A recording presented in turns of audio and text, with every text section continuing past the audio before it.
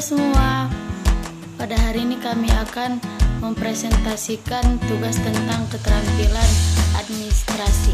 Terlebih dahulu kami akan memperkenalkan diri kami masing-masing. Perkenalkan, nama saya Tiffany Christina Sukian, kelas 11 IPS 1. Halo teman-teman, perkenalkan nama saya Dika Putra Novianti, kelas 11 IPS 1. Hai teman-teman, nama saya Rela Rusburian, kelas 11 IPS.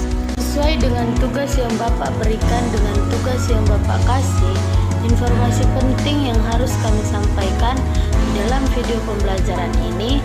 Yang pertama adalah nama usaha, yang kedua jenis kegiatan usaha, yang ketiga sasaran usaha atau target usaha, yang keempat visi dan misi, yang kelima struktur organisasi, dan yang terakhir fungsi atau tujuan usaha. Definisi jenis kegiatan usaha Rati Dwi Fashion dan sasaran usaha atau target usaha. Rati Dwi Fashion merupakan sebuah toko baju. Secara khusus dapat dikatakan fashion ialah gaya berpakaian digunakan setiap hari oleh seseorang, baik itu dalam kehidupan sehari-harinya ataupun pada saat acara tertentu dengan tujuan untuk menunjang penampilan dan segala sesuatu yang dikenakan pada tubuh, baik dengan maksud melindungi tubuh maupun memperindah penampilan tubuh. Busana pada umumnya suatu ekspresi atau ungkapan pribadi yang tidak selalu sama untuk setiap orang. Jenis kegiatan yang dilakukan ialah toko pakaian yang menjual berbagai macam pakaian dan pelengkap pakaian yang berkualitas tinggi dan eksklusif. Selain menyediakan pakaian dan pelengkapnya, juga menyediakan bahan pakaian dan termasuk dalam pelengkap pakaian yaitu antara lain sepatu, sandal, macam-macam tas, selendang, ikat pinggang, manset, hairpets atau dasi dan macam-macam perhiasan. Sasaran usahanya atau target usahanya ialah mulai dari baju anak-anak hingga dewasa. Macam-macam fashion, berbagai tipe dari gaya fashion yang akan dibahas dapat mengungkapkan tema penampilan kita pada umumnya secara general. Style fashion sendiri bertumpu pada karakter seseorang atau juga dengan khusus dari cara berpakaiannya. Berikut ini tipe gaya fashion. Gaya kasual. Style ini juga sangat banyak sekali penggemarnya di Indonesia karena style ini sangat mudah digunakan untuk kegiatan sehari-hari. Siapapun yang memakai gaya kasual sebab tidak menguras kantong karena style ini sangat simpel dan mengutamakan kenyamanan. Seksi style di Indonesia juga banyak sekali penggemar style ini, bahkan sudah menjadi sebuah tren bagi kaum hawa yang mempunyai kelas. Berpenampilan seksi dapat menggoda khususnya bagi kaum Adam. Romantis style. Style satu ini pasti menduga warna yang serba pink. Tapi style ini tidak selalu dengan warna pink.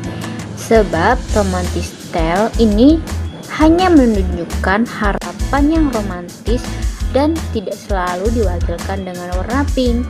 Tetapi tidak salah juga sih jika kalian mengira demikian. Yang keempat, glamour style. Style satu ini terkenal sekali di Indonesia dan sangat identik dengan gaya fashion masyarakat Indonesia. Karena style ini dipakai untuk menunjukkan status derajat pada seseorang di Indonesia. Gaya fashion yang sering disebut glamour style sangat diidam-idamkan oleh orang-orang Indonesia, terutama para kaum wanita. Yang kelima, flamboyant style. Membahas mengenai flamboyant style.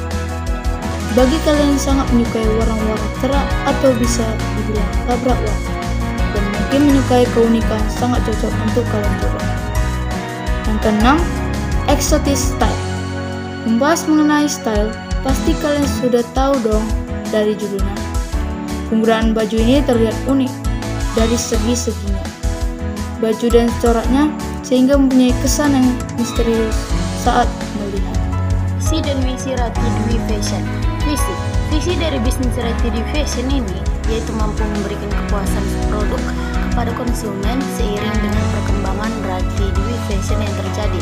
Misi, kegiatan yang mengarahkan perusahaan Rati Dwi Fashion pada tujuan yang menjadi impian perusahaan Rati Dwi Fashion tersebut. Selanjutnya, struktur organisasi, yaitu pembagian tugas dan fungsi. Finance and Administration adalah bagian yang mengontrol bagian keuangan, pembuatan laporan dan anggaran. Bagian Finance and Administration bertugas antara lain: pertama, purchasing atau pembelian, bertugas untuk membeli barang sesuai permintaan dari bagian PPIs dengan bertimbangkan beberapa kriteria. Pertama, harga murah, kedua, kualitas bagus, ketiga, delivery time cepat, dan kontinuitas. Yang kedua, accounting adalah membuat catatan pengeluaran sehari-hari, verifikasi surat-surat tagihan pelakuan, dan membuat catatan pembayaran. Administration tugasnya mencatat semua hasil kegiatan produksi. Marketing adalah bagian yang mengatur tentang pemasaran produk yang akan dipasarkan perusahaan ini. Tugas PPIC adalah sebagai berikut: menerima order dari marketing dan membuat rencana produksi sesuai order yang diterima. Owner adalah seseorang atau instansi yang memiliki proyek atau pekerjaan dan memberikannya kepada pihak lain yang mampu melaksanakan sesuai dengan perjanjian kontrak kerjanya. Berikut penjelasan mengenai tugas dan wewenang owner dalam pelaksanaan proyek. Purchasing adalah bagian yang mempunyai tugas dan wewenang untuk menyediakan dan membayar material dan keperluan produksi. Accounting adalah suatu proses mencatat, mengklasifikasi, meringkas, mengolah, dan menyajikan data transaksi serta kejadian yang berhubungan dengan keuangan sehingga dapat digunakan oleh orang yang menggunakannya dengan mudah dan dimengerti. Administration adalah kegiatan yang meliputi catat mencatat, surat menyurat, pembukuan ringan, ketik mengetik, agenda, dan sebagainya yang bersifat ketatausahaan. Salesman adalah yang berusaha melakukan penjualan produk, bisa berupa barang, bisa juga berupa jasa. Internal sales pengertiannya sama dengan seseorang salesman, tetapi internal sales bertugas menawarkan langsung produk bahan mentah terhadap produsen atau perusahaan lainnya. Desain adalah proses pembentukan, pemodelan atau penentuan bahan untuk barang yang akan dipasarkan. Planning or scheduling adalah bagian yang melakukan perencanaan dan penjadwalan. Delivery adalah bagian yang melakukan pengiriman sebuah barang. Sudah adalah sebuah mesin pembuat gulungan yang memotong gulungan kertas kain, lembaran plastik, lembaran logam sambil menggulung kembali. Printing adalah sebuah proses pencetakan dengan menggunakan alat atau mesin. Die-cutting adalah orang-orang yang bertugas memotong bagian kain yang telah dipesan dengan bantuan mesin potong yang disesuaikan dengan jenis kainnya.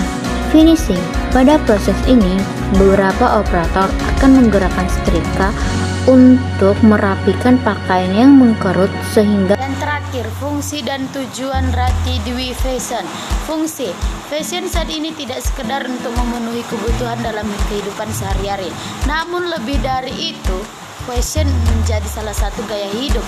Hal tersebut lepas dari posisi wanita zaman sekarang yang memiliki peranan yang kompleks dalam kehidupan masyarakat. Tujuan berbusana merupakan hal yang sangat penting dan tanpa kita sadari sebenarnya berbusana memiliki tujuan yang sangat penting. Pada zaman dahulu tujuan berbusana adalah untuk menutupi rasa malu, tetapi sekarang tujuan berbusana sudah semakin berkembang. Cukup sekian dan terima kasih.